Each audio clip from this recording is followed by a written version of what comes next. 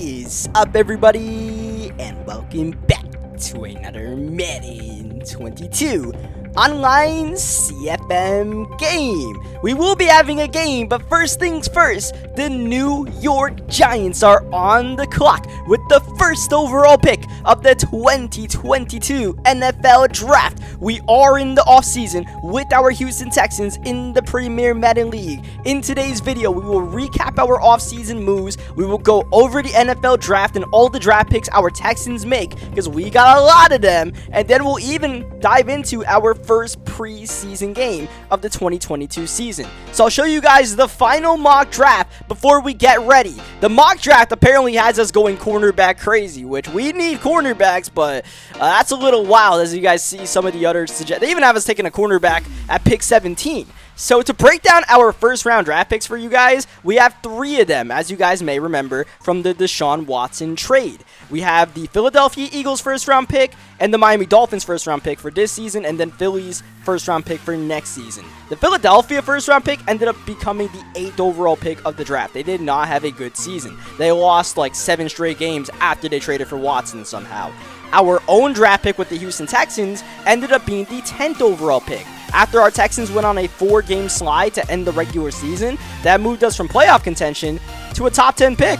Not a bad trade-off, I would say, right? If we weren't going to make the playoffs, a top 10 pick, thank you very much. The Miami Dolphins draft pick, because they barely missed the playoffs, ended up being pick 17. They would have made the playoffs if they beat the CPU Patriots, and our pick would have probably been in the 20s, but since they missed the playoffs, it ends up being pick 17. We'll take that. We'll also take this free agent coup that we have. Remember what I talked about in the last video? We didn't have a lot of draft cap, or a lot of cap space because of the Deshaun Watson cap penalty being over $50 million.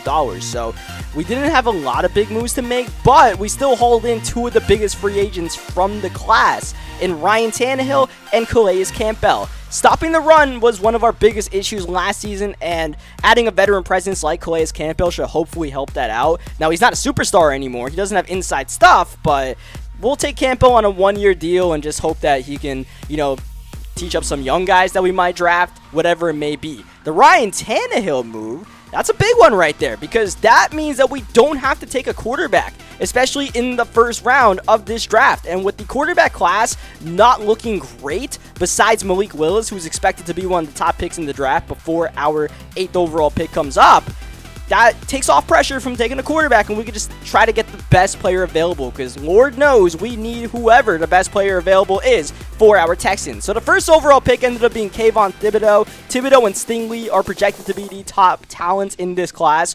along with Malik Willis, the quarterback out of Liberty, but he's not the first quarterback taken in this draft. The Cleveland Browns shocked the world by taking Desmond Ridder. They trade up to the number 2 overall pick, they trade away Baker Mayfield, and they draft Ridder at pick number 2. A bit shocking as Stingley goes number 3 to the New York Jets. Jordan Davis, in a bit of a surprise, the run-stopping defensive tackle out of Georgia, goes number 4 to the Steelers, and the Washington football team, needing a quarterback, somehow get gifted perhaps the number 1 overall pick at pick 5 in Malik Willis. They'll say thank you very much for that. The New York Jets have all eyes on Kyle Hamilton at the safety position, so we're expecting them to go there, and we're 1 pick away with one of the best players in the entire class, pound for pound, the left tackle Evan Neal, still on the board, and there for our Houston Texans, where if he falls to us, we will take Evan Neal without a doubt. But the New York Jets left a little bit to contemplate there, and they do eventually take Kyle Hamilton. So that leaves the Atlanta Falcons, who need a lot of positions, including quarterback.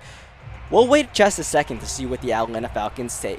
First things first, let's check out the preseason. Yeah, that's right. We're jumping straight into the preseason. As this video goes on, we're going to bounce back and forth between our draft and our first preseason game against the Washington football team. So as you guys see, Malik Willis on Washington and trying to throw it into some tight coverage there. Maybe you can spot a couple of spoilers on the field of guys that we have or don't have on this team who you might think might be pick number 8, as well as pick number 10. We almost have a back-to-back setup where we have pick 8, the Bengals have pick 9, and then we have pick 10. So yeah, we're going to get 2 guys that we really would like to have on our team upcoming pretty soon. And, there's a couple of guys that are on the board that I'm looking at. Obviously, Evan Neal is number 1. Dre Jackson, the outside linebacker, out of USC is a guy that I'd really love to get. Aiden Hutchinson, the defensive end out of Michigan, who is projected to potentially be the #1 pick in the real-life 2022 NFL Draft. He is still on the board, and that could be a big pickup for us. And we have one of the Ohio State wide receivers, either Olave or I forget the name of the other one, but yeah, we have one of those guys on the board for us as well. Oh, it's Garrett Wilson. That's who it is. Garrett Wilson. Now, who is better? Who knows? But, we have those kind of choices with us, and obviously, cornerback could be a need for us. Offensive line, if Evan Neal is not there, still a need for us. Defensive tackle, like I said, there's a lot of positions of need for us, so, having these choices at pick 8 and pick 10 are really good, and not having to really think quarterback with Ryan Tannehill on our team is nice. We paid Ryan Tannehill $10 million for 1 year to join our team, and that's pretty good for, a guy who is still one of the better quarterbacks in the league. Got cut by the Tennessee Titans in a salary cap casualty move. As we go back to the NFL Draft after that opening drive by the Washington football team that ended up being a touchdown drive, and we're on pins and needles waiting for the Atlanta Falcons to make their pick. We already have Evan Neal on deck. If Evan Neal gets picked by the Falcons, then I think we'll go Dre Jackson. And it is going to be Evan Neal, the left tackle out of Alabama. So, yeah, I really wanted Evan Neal right there. We do have Laramie Tunsil, so we could have just moved Neal to right tackle. Either way, we would have our bookend tackles for the rest of the franchise. That would be nice. And you guys can look at our draft board here, right here. This is what I'm talking about. So we have Dre Jackson, Aiden Hutchinson, Olave. Matt Corral is a sleeper pick. You guys see he has a first-round grade to his name. And that could be a potential quarterback for the future for our Houston Texans. But I'm not thinking quarterback this early in the draft. I just feel like we need talent more so than we need to draft a quarterback that I'm not completely sold on, even though Corral has first-round talent. Dre Jackson, he's a bit of an athletic freak, so that's the guy we're going to take at pick number 8. The Eagles pick ends up being Dre Jackson, who's out the gate with 85 speed, 90 acceleration. Now we wait for what the Cincinnati Bengals will do at pick 9. If the Cincinnati Bengals do not take Aiden Hutchinson, that was our guy right there. And yeah, we're getting sniped a little bit, but obviously you expect the best talent to be taken right before you in these situations. So now at pick 10, we have a little bit of a decision to make. We can go Chris Olave, we can go with the cornerback Andrew Booth, we can go with the guard Kenyon Green, who is a projected potential top 5 talent. But we're going to go with the wide receiver Chris Olave. The only wide receiver I'm really sold on our team is Christian Kirk, who is a superstar at this point. So we're going to take a shot at Chris Olave, the wide receiver out of Ohio State. And he comes out the box with 92 speed, some decent physical stats, but we don't know the rest of the stats. So I need to explain to you guys 2 things about, 1, the way Madden's draft works this year, and 2, the way the draft works in this Premier Madden League. If you guys are veterans of this series, you guys already know what I'm going to talk about. But first things first, in the Madden franchise drafts, you do not get to see the players' full stats until after the draft. You don't get to see their overall. The only thing you get to see is their physicals when you draft them.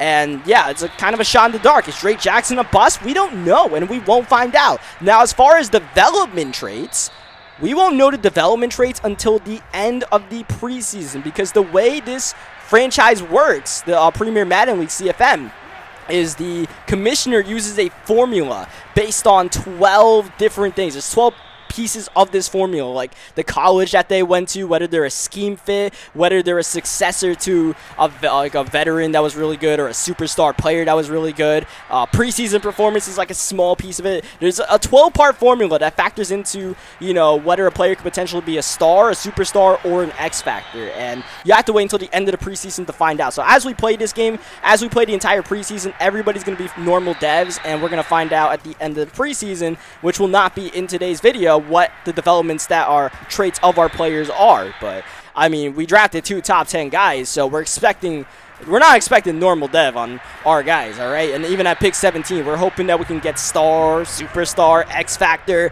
Lord knows we could use some superstars on this roster, because our only superstar player is Christian Kirk. So really quick to clean up what's going on with Christian Kirk right now. Christian Kirk, he got his dev story in Week 15 against the Los Angeles Chargers, or it might have been Week 16, as you guys remember that dev game. And he ended up keeping that dev for the rest of the regular season, but eventually the commissioners went through all the players that got devs, because there was a glitch in the game where you didn't complete your dev story but still got dev traits. So Eventually, they took it away, but Christian Kirk ended up getting superstar once again in the offseason. So Christian Kirk is going to still be a superstar for us, and for now, he still has that bruiser ability, unfortunately. Nothing we can do about that. One of the guys I was really looking at pick 17 as a sleeper pick just got taken off the board, Zach Harrison. One of the 3 guys we brought in for a private workout was Zach Harrison. After the a private workout after the combine, right? So the 3 guys I brought in were Zach Harrison, the cornerback Andrew Booth Jr., I believe he's out of Clemson, and the quarterback Matt Corral out of Ole Miss. That's why we know Matt Corral is a first-round talent. You don't really get to find out. A lot of these draft picks are just a shot in the dark. You just kind of hope and pray, right? The draft is kind of a lottery, which is kind of the way it is in real life. So you could say it's realistic like that, but this new draft update that we waited for to start this CFM, that's why it started in mid-October instead of September. It makes things a little interesting. So as we skip around a little bit, we are about to be on the clock, and we're thinking about taking Andrew Booth Jr., cornerback, a big position of need for us. I'm not sure we have a single cornerback on our roster right now that I'm thinking, yeah, we'd really like to get him. As you guys saw, we signed Patrick Peterson in the offseason to be a starter for us, but, it'd be nice to get one of these cornerbacks in the draft. So I think Andrew Booth is going to be our guy. If Booth gets taken here by the Philadelphia Eagles, then we're kind of going to be sent into a little bit of a panic mode where I'm not 100% sure the player that we're going to take. But I really want Andrew Booth Jr. here. We scouted him. We brought him in for a private workout, and I really like what I saw. And the fact that we have all this information on Booth will make it that much easier for me to just say, yeah, rather than taking a chance on someone else, I know Booth is a good prospect. So we're waiting for the Philadelphia Eagles to make their pick here. A lot of guys went off the board in these in-between picks that I wasn't really thinking about taking. So that means there's a lot of good talent for us to choose from. Unfortunately, Andrew Booth Jr. will not be one of them. Booth goes to the Eagles, who traded up with the Las Vegas Raiders to snipe Booth. So that's the 3rd time the guy we were going to take got taken to pick for us. And now, as we look at our draft board, Kenyon Green is the #1 guy here. And remember, I mentioned he was a potential top 5, surefire top 10 talent in this class. So he's got to be our guy, but what about Matt Corral? What about a franchise quarterback that we know is a first-round grade at pick 17? Well, we're going to keep that one on the back burner. And that means Ryan Tannehill, he is definitely on deck to start for our Houston Texans this season. We're not drafting a quarterback in the first round, so we end up drafting Kenyon Green. Laremy Tunsil was the only offensive lineman that we really have that we know is a part of our future. Kenyon Green being a part of that, hopefully, it sounds good to me, right? We just got to see what his ratings are. I have no idea what it is. We're just drafting right now, all on vibes, hoping for the best. So you guys are seeing some Ryan Tannehill action here as the starter in this preseason game. Our next draft pick will be in the 2nd round. It'll be pick 10 of the 2nd round. As you guys may remember, we traded away one of our 2nd round picks in the Christian Kirk deal. And now we have I believe our own 2nd round pick to choose from, and I'm thinking about trading away our 2nd round pick.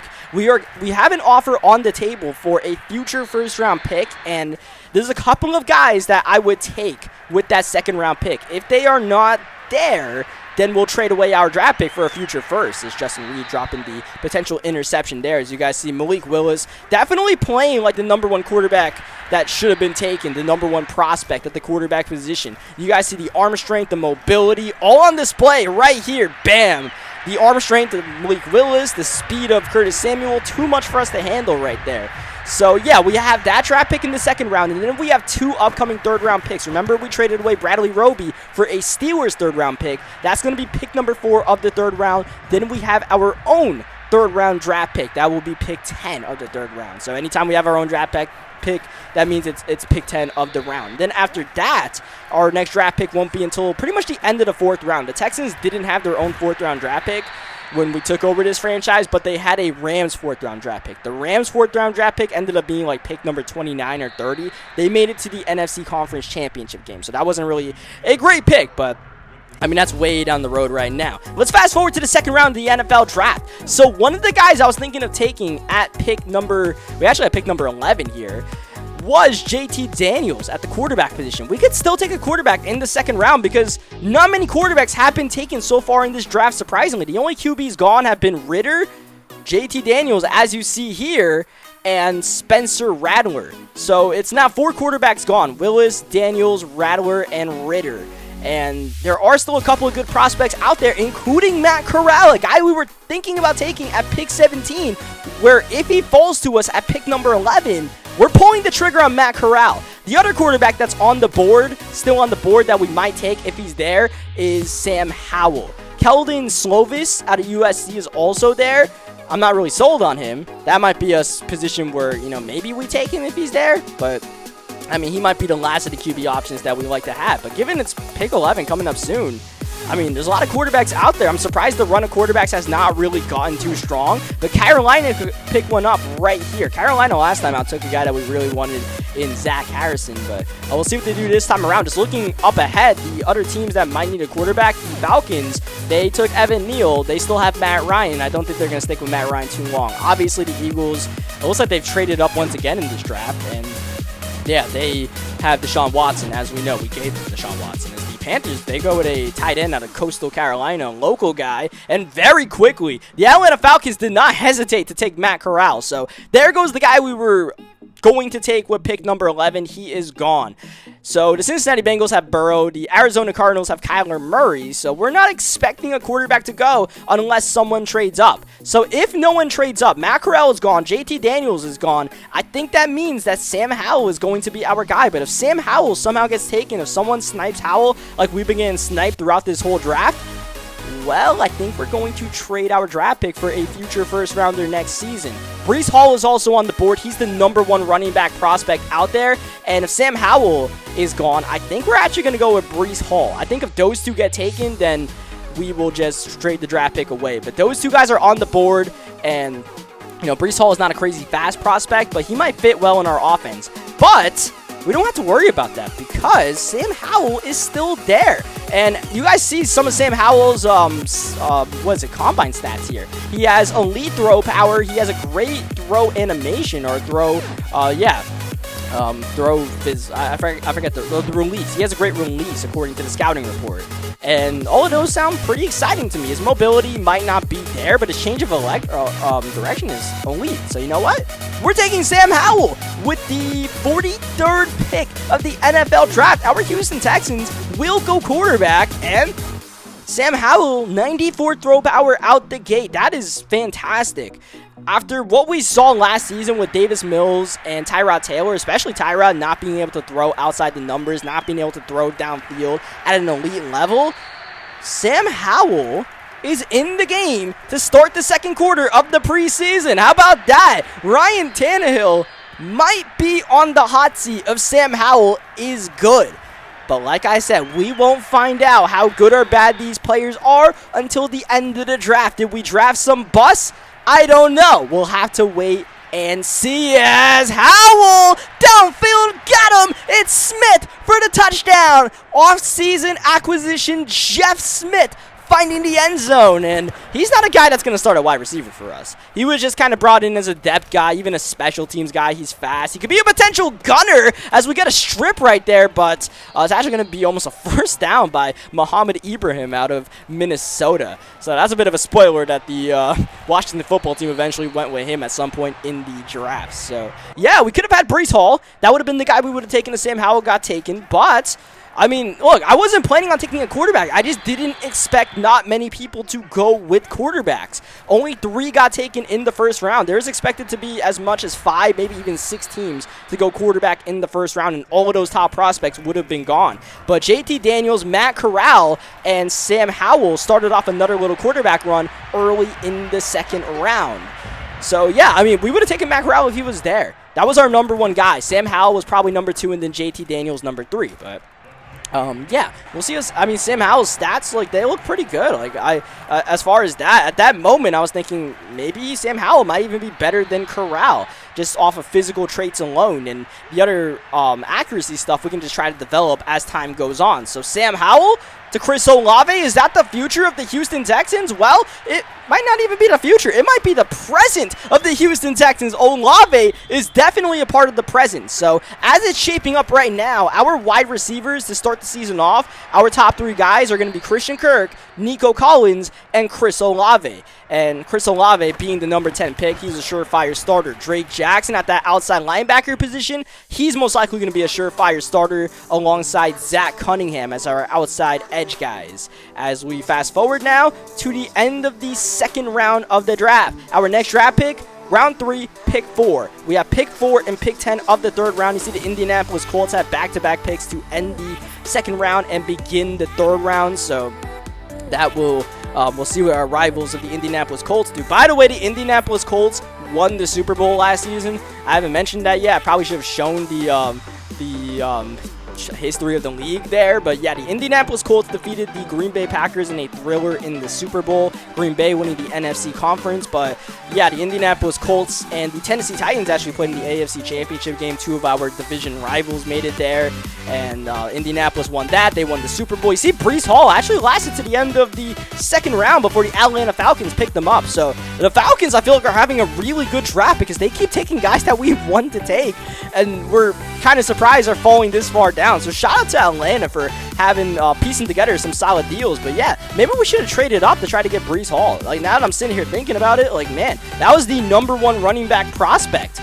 and he got taken at the end of the 2nd round. So yeah, that was a little bit interesting. You see, the Indianapolis Colts actually went with a different Carson at quarterback. Not Carson Wentz, but Carson Strong. So yeah, that's something to watch, right? A couple of rookies in the division, and they didn't re-sign Carson Wentz, so I think Carson Strong is going to be their guy. As we're now just trying to figure out who we're going to take with this 4th pick in round 3. Breece Hall was the guy I was locked in on. Now we got to kind of search around and find out and make the decision right now because it is our draft pick, and I think it's time we go back into the trenches with our front 7. Like I said, stopping the run was a big problem for us last season, so we're going to go inside defensive tackle out of Ohio State, Haskell Garrett. As well, let's see what the Atlanta Falcons do here, man. Let's see if the Falcons pick up an absolute stud once again, as Keldon Slovis actually goes to the New York Giants, who already have Daniel Jones, but that could create a little bit of a quarterback controversy. So yeah, pick 10 coming up here. I really don't know what we're going to do with this next pick, because we've done a lot, right? We got our quarterback, we got a couple of guys for the front 7.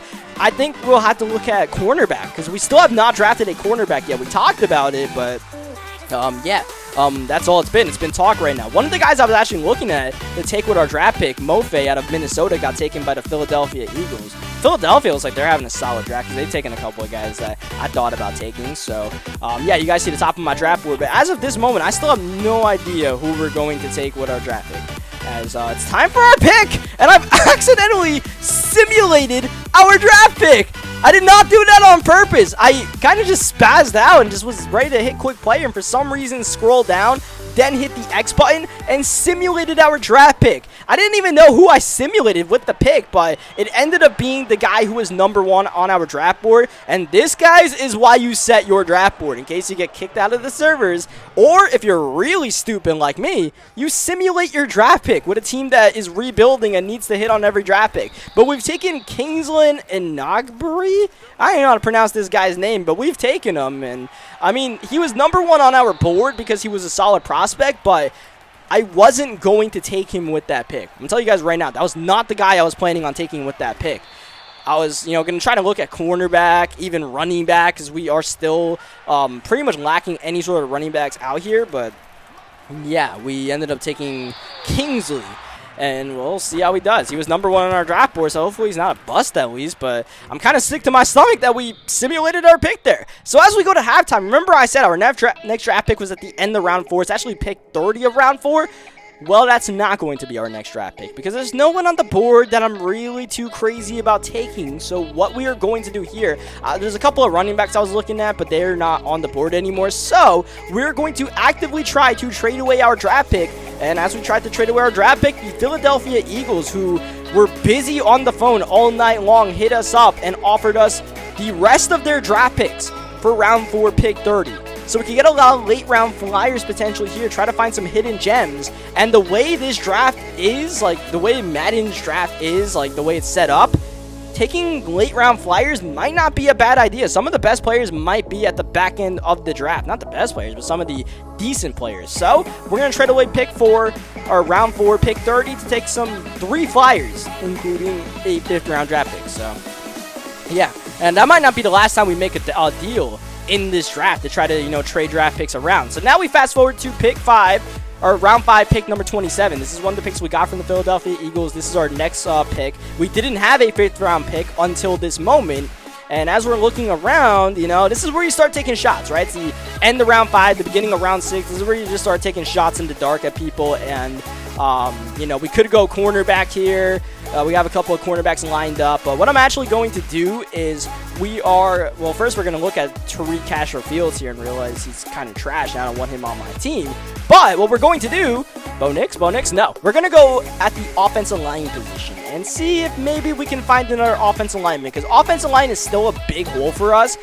And I'm not even sure who's starting for us besides Kenyon Green, probably Jason Peters, who we signed in free agency, and Laramie Tunsil. We have Tyus Howard, who is returning for our team. He might start again. Max Sharping might start for us, but maybe Luke Matthews start for us. I don't know. Well, he might be completely trash, though, so he might not start for us. But, as of right now, we've drafted him at the back end of round 5. And offensive linemen, you really don't know if they're good or not when you draft them at the moment, because it's just, you know, what in the world, bro? What am I going to do with this, with the offensive line? Just to let you guys know, after this preseason game wraps up, which will be coming up, you know, at the end of the video, or towards the end of the video, I will show you guys the overalls of the players that we drafted. I'll show you guys their stats, their stat chart and all that stuff. And as far as the development trait, you guys are going to have to wait another day for that one. You guys are going to have to wait until the next video. I'm sorry, but we got a lot more in this preseason to cover, because the biggest storyline that is developing in this preseason is the battle for who starts in Week 1 at the quarterback position for our Houston Texans. Is Sam Howell ready to start in Week 1, or do we go with the veteran Ryan Tannehill? Tannehill, the offensive line didn't really help him out much, as we absolutely whiff here and give up a touchdown. But yeah, Ryan Tannehill didn't really get much going in that first quarter. Sam Howell, though, against Washington's backups, has looked pretty solid, and he's developing quite the chemistry with our 10th overall draft pick, Chris Olave, who, by the way, it's pretty nice to see Olave having a good game, getting open yet again. But, Sam Howell, wasn't an inaccurate pass, but wasn't able to put it completely outside the numbers right there. Missed him just a little bit. I mean, he had a lot of drive on that ball, which is good, but we need him to be accurate. And if he's not going to be accurate, then maybe it's a better idea for us to put him on the bench and let the veteran Tannehill at least start the season at the quarterback position. That's all storylines that we're going to have to figure out in our next 2 games of the preseason. As you guys see here, we have made another trade. We have traded away 2 of our 4 6th-round draft picks. That's right, we had 4 6th-round draft picks for a future 4th-round pick from the Tampa Bay Buccaneers. That's cool with me. We don't need 4 6th-round draft picks, all right? We have no 7th-round draft picks because the Texans had no 7th-round draft picks.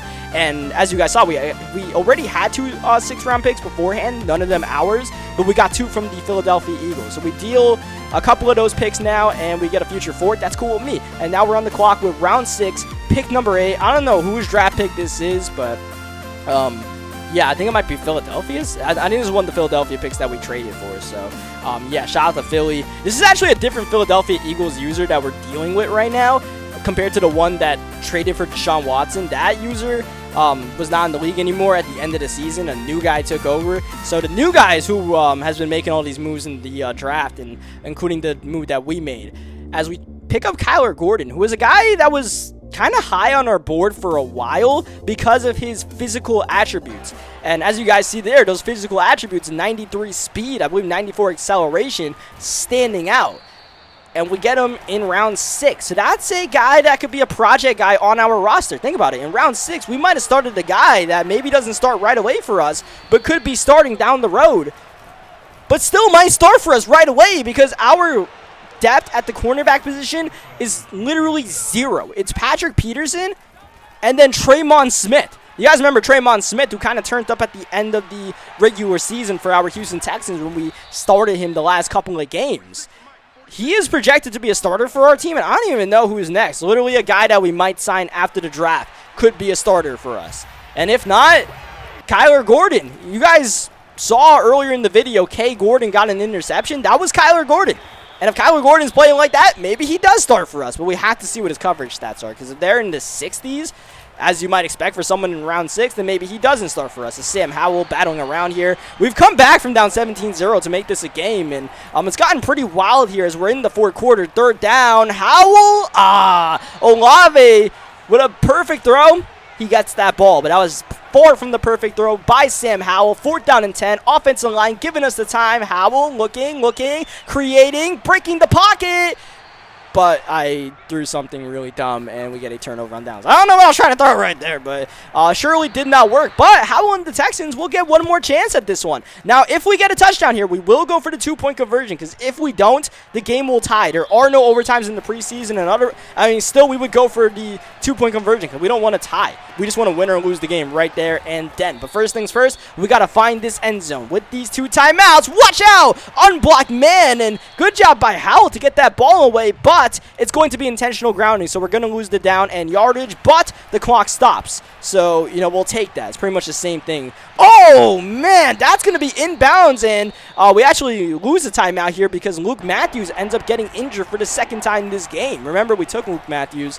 He's actually going to be a right tackle for us. You guys will see why in a moment as we hit the out route there to Jeff Smith. Big third down conversion here as Howell, great pocket again, finding CJ Uzomah, and we'll just run out of bounds there, keep the clock stopped. Right, we don't want to get any yardage as opposed to stopping the clock. As Howell, well protected, downfield he goes. Oh, looking for one of our rookies, Jalen Red, who you guys will see in a moment his stats. As third down, Howell looking once again. Offensive line holds, and that's Olave eventually getting open down at the 28 with 20 seconds left. That'll be our final timeout as we'll go in a design quarterback run here. What a play call, and Howell's actually going to get about 8 yards and get out of bounds. Only 5 seconds lost on the play. Dropping back is Howell once again. Oh, that'll be the end of the ball game. Picked off by St. Just, I believe, the cornerback. Or, no, this is Torrey McTyer, the cornerback, with the interception. And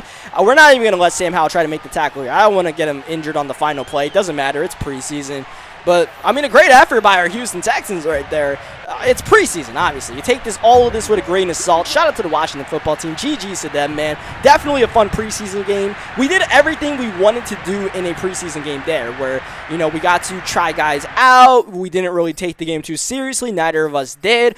We were both trying to evaluate some young talent on our rosters and try out things schematically, where stuff we wouldn't run in the regular season. You run it in the preseason. That's what the preseason is all about. And you get your rookies involved, which we both definitely did. As you guys see, Jalen Weidermeyer, I believe he was the 12th overall pick of the draft by the Washington football team, and he had quite the day. Chris Olave over 200 yards. It's preseason, so don't read too much into it, but still, Olave going against those guys, getting numbers like that bodes well for us to have Olave as a piece, because we don't need Olave to be wide receiver number 1, maybe not even wide receiver number 2 with Nico Collins and Christian Kirk on the team. And then, by the way, at the tight end spot, we're bringing Brevin Jordan back. I don't know if I needed to mention that, but yeah, Brevin Jordan, he's going to be our tight end 1 going into next season. We didn't bring anybody else in besides CJ Uzomah, who is just going to be a straight-up backup as we go through these stats. Now that we're done with these stats, it is time to reveal the overalls of our team, pretty much as I found them out. After the draft, you just click on the draft recap, and you see your draft recap, and you just have to soak it all in at once. All of these players that we chose, especially high up in the draft. And, man, how about that? Pretty solid. Dre Jackson is 76 overall right away. A shout out to Jalen Red. I didn't show it in video because I didn't record it, but this guy ended up being a 49 overall. I just took him because of his combine stats. He was fast, but this dude can't catch. So, yeah, we check out Dre Jackson, we check out Olave, Sam Howell ends up being a 73 overall, so none of these guys were busts. These guys, Kenny and Green ended up being a 76 overall. We got him at pick 17. He was one of the better draft picks all around. In a moment, I'm going to show you guys all of the top players that were taken in the draft overall, and you guys will get a good feel of, the overalls of this draft and whether we hit on our guys or we took some of the lower overall guys in round 1, but yeah, as we're soaking this all in, I think I put this in the video for a little bit too long, but yeah, let's look at all this all around town.